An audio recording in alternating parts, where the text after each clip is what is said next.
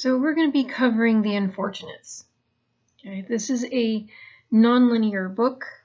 The particulars of it is it was written by B.S. Johnson in the UK in English, and it was published by those publishers in 1969. It has 27 unbound sections in a laminated box, and it's 244 pages. So take a moment to read his biography on Wikipedia. It's quite fascinating. The hyperlink on his name goes there. So this is what the book looks like. It comes in a box with the 27 sections of the book. And so 2 of the sections are labeled first and last. And then the 25 in the middle can be shuffled any which way you want to.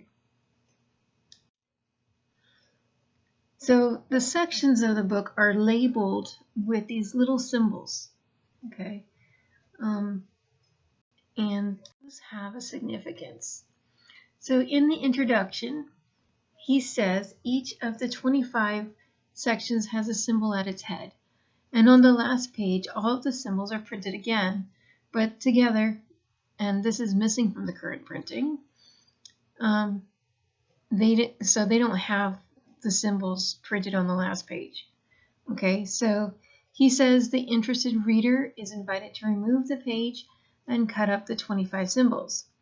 The reader should then place these symbols into a receptacle and shake vigorously, and then, with eyes closed, draw them out one after the other. This is the order that the book is supposed to be read. So, why write a book in this manner?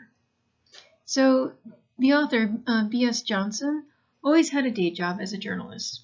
He was working as a sports writer when he found himself in the town where a dear friend used to live before he died of cancer.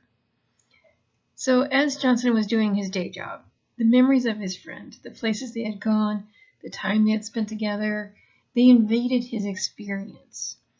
He wanted to capture that experience in a book and wrote it so the story would not be bound. So Johnson said of the book, "I did not think then, and I don't think now, that this problem is solved completely.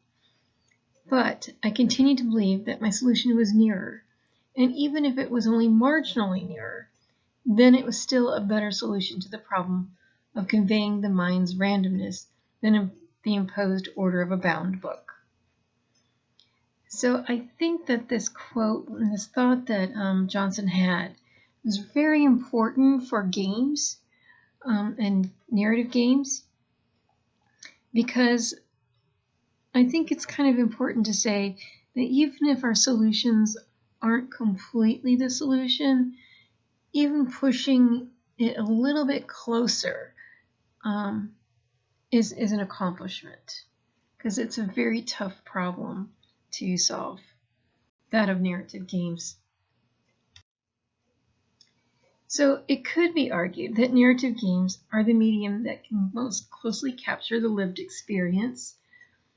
Because of the natural structure of gameplay, like in Fallout, the natural structure of gameplay are episodes arranged randomly or dihedrically, and that's a structure we'll see later, that can be pulled and experienced like a memory in any order. And so this is the value that studying Johnson's work has for us as game makers. So the book, The Unfortunates, the premise of the book is disintegration and frailty. The tone is very restless and it borders on melancholy.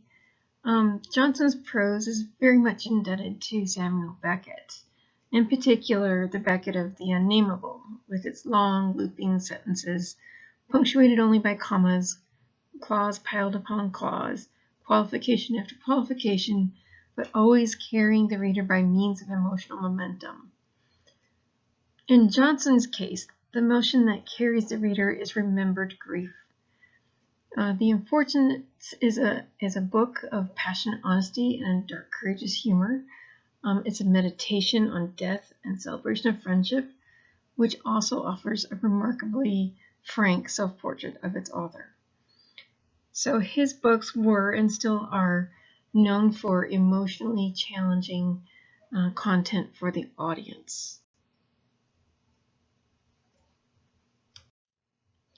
So if you would like to read along, I do have a reading posted. You can buy the book here. You don't have to buy it, but if you feel like you want to have it, you can. The interpretation that I found online and sliced down into its parts is an interpretation. They took some liberty with it, and also they didn't use the whole book. They only used 15 sections, but in addition to the first and the last. So it is considerably shorter than it was in the original form.